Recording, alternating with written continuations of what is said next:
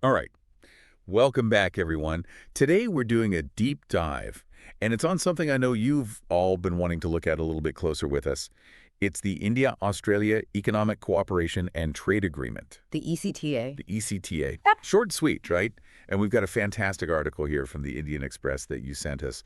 And, it's been 2 years since this thing's been in effect, so I think now is a great time to take a look. Yeah, these agreements, they're like living, breathing things. I mean, they evolve as the world changes around them. Absolutely. And one of the first things that kind of, I don't know, jumped out at me in this article was this whole concept of trade utilization. What is that all about? Okay, so trade utilization is basically telling us how much our business is actually using this agreement. Right. It's like, okay, you've got this toolbox full of all these, shiny new tools, but are people actually using them? A high utilization rate means they are, and that they're getting value from it. And in this case, the article says that export utilization is sitting at 79% and import utilization at 84%. So that's pretty good. It's not bad. But it also means there's room for improvement. There's room for more people to kind of jump in and take advantage. Exactly. Okay, so on the surface, things seem to be, moving along okay. But then, I don't know about you, but I was a little bit thrown off when the article said that overall trade between India and Australia has actually declined. Like exports to Australia down 18% and imports also down 18% this fiscal year. How does that work? I mean, you just said things are looking pretty good. Yeah. It seems a little counterintuitive, doesn't Really? it? But it really kind of points to, it suggests that there are factors beyond the agreement itself that are influencing things. Like what? Well, the global slowdown, China's economy is facing some headwinds, and that has ripple effects all over the place. Yeah, and we can't forget about, what's going on in Ukraine has really thrown a wrench into global supply chains, Yeah. and just general uncertainty. Right. And those global events, they can really impact, bilateral trade, even when you've got something like the ECTA in place. So it's not that the ECTA is failing, it's just, it's operating within this, really, this is a crazy time globally. It's a dynamic landscape, yeah. So that makes sense. Okay.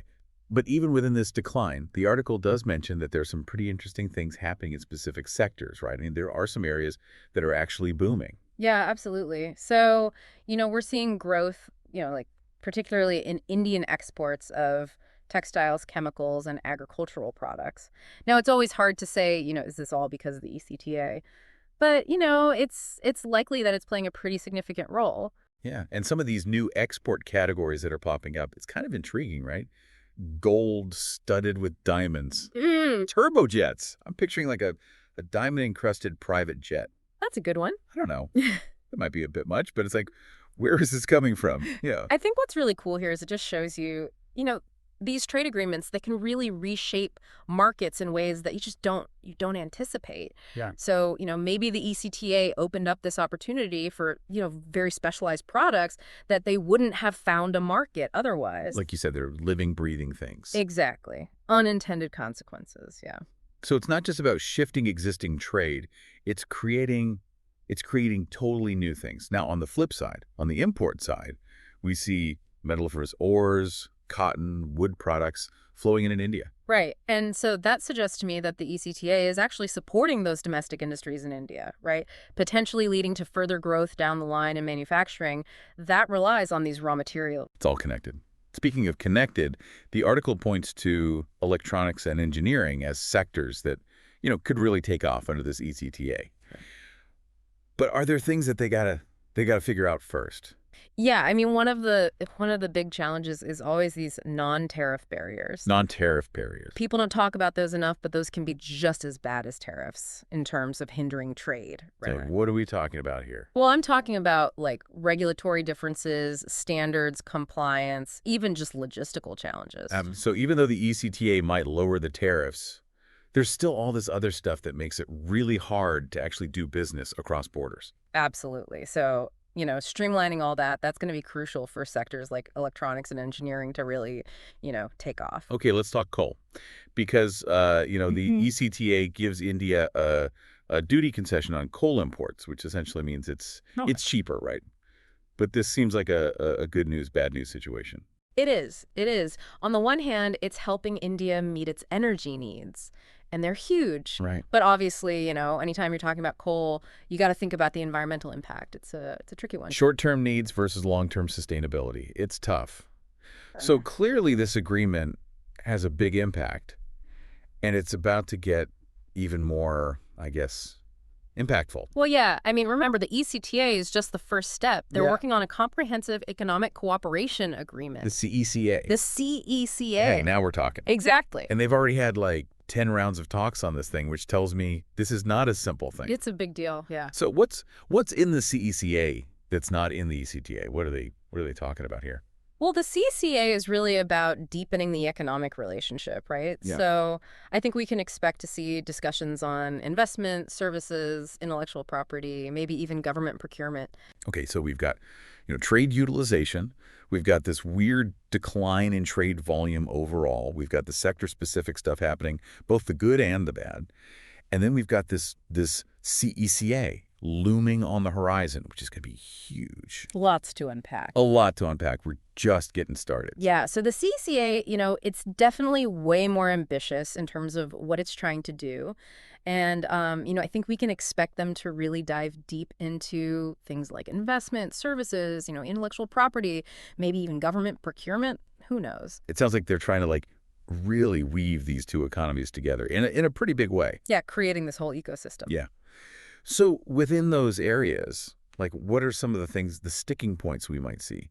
Well, for example, services. I mean, historically, India's been a little bit cautious about, opening up too much, particularly in things like finance and legal services. But, Australia, they've got a really strong services sector. So, they're going to be pushing for greater access to the Indian market. So there's going to be some tension there, right? I mean, finding that balance, it sounds like that's not going to be easy. Not always. And then you've got, intellectual property. Australia has been pushing for, stronger protections, particularly in areas like pharmaceuticals, technology. But, India, sometimes they've taken a different approach, prioritizing access to affordable medicines, generics, and things like that. It's really interesting how these negotiations, it's not just about trade, right? I mean, you can kind of see the underlying priorities of each country, right? Like their economic and even their political priorities. It's true. You see, development, innovation, and access, all those things come into play. Yeah. And sometimes they clash. Exactly. What one country sees as a concession, the other one sees as like, hey, this is essential. This is vital for us to protect. I see. So amidst all this talk about expanding and deepening the relationship, we can't forget about this big, audacious goal they set, right? Right. 100 billion. AUD. 100 billion. AUD 100 billion in bilateral trade by 2030. I mean, with trade going down right now, that seems like a pretty tall order. It's a bold goal, no doubt about it. I mean, achieving that is going to require a lot of sustained effort from both sides, and a lot of strategic focus, because, it's not just about getting rid of tariffs, right? It's also about addressing those non-tariff barriers we talked about, streamlining customs, just creating an overall business-friendly environment. It's making it easier to do business, period. Absolutely. So it sounds like this goes way beyond just, the trade negotiators sitting in a room, hammering out a deal. This has got to be like a whole of government approach. For sure. I mean, it needs coordination across, all the different government departments and agencies to really create a policy framework that makes sense and supports this. Sure. What about the businesses themselves? I mean, what role do they play in all this? Oh, they're crucial. Right. They've got to be the ones out there, identifying the opportunities, forging partnerships, advocating for, policies that actually facilitate trade and investment. So it's a team effort. But we can't forget the elephant in the room. But geopolitical context. The geopolitical context is all happening, all this, as China is becoming more and more influential. Right, right. So how does that play into all of this? Yeah, I mean, I'm curious, how do you see that dynamic affecting what we're talking about? Well, I mean, you could argue that, the ECTA and then the CECA down the line, they're kind of a way for India and Australia to really strengthen their partnership, right? And to, to some extent counterbalance, China's growing assertiveness in the region. You hear people talk about the China threat, but it's almost like economics are a way to push back on that without being, overtly aggressive. It's about building a stronger foundation for their strategic relationship. Right. Using the economics as that base. It's all connected, right? Yeah. Economics and geopolitics. It's really interesting how you can't separate the two. It's not just about boosting GDP. It's about alliances. It's about, strategic interests, all playing out. Absolutely. And, this has implications for, not just India and Australia, right? This is the whole Indo-Pacific region that we're Yeah. talking about. So a strong partnership there that contributes to a more stable and prosperous region, hopefully, one that can navigate the challenges of, we live in a multipolar world now. A lot at stake. A lot at stake. More than just two countries striking a deal. This is really about, what's the future of this whole region going to look like? But let's not get too carried away here. We always like to look at both sides of the coin. So what about some of the potential downsides or challenges? As these two economies get closer and closer linked, what could go wrong? Yeah. I mean, that's always important, right? Not to get caught up in the hype.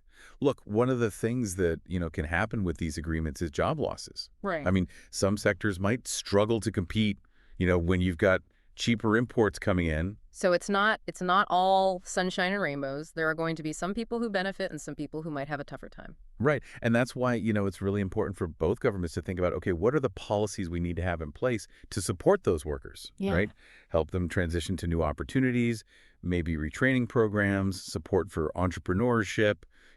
So mitigating the negative impacts, but making sure that the benefits are shared. Exactly. And another thing to think about is inequality. Trade agreements, if they're not done right, they can actually make existing inequalities worse, if the benefits are not distributed fairly. So that's why you've got to think about inclusivity. How do we make sure this benefits everyone, not just a select few? It's not enough to just grow the pie. Right. Everybody's got to get a slice. Exactly. And finally, we can't talk about all this without mentioning the environment, right? Climate change, resource depletion. I mean, these are huge issues. So as trade increases, the governments, they need to make sure that they're doing it in a way that's sustainable, right? So, environmentally responsible trade practices, that's got to be a priority. So it's not just about how much can we trade, it's how can we trade in a way that's good for the planet too. Yeah. Finding that sweet spot where economic growth and environmental protection, they work together. It's a lot to think about. It is. I mean, we've covered so much today. Just in this one deep dive. We started out talking about trade utilization and, what's happening with the sectors, and then we're talking about geopolitics and, how do we make all this sustainable? It's pretty amazing. It's been a true deep dive. I feel like we've only scratched the surface, honestly. Yeah. Yeah, there's always more.